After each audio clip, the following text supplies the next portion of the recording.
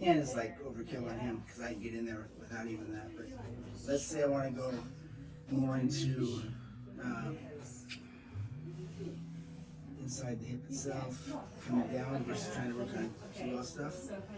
So these are my pads. They're together. I'm trying to reinforce them. Stretching them, drop in, and this is what's doing the work here. This pushes in. We're doing nice. So here's what I like about these kind of things.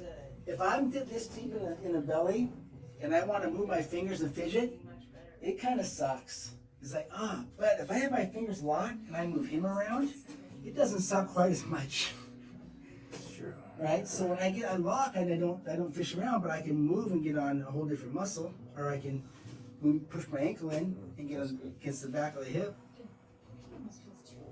Right? So I use it as a tool to kind of move the work around versus being jabby.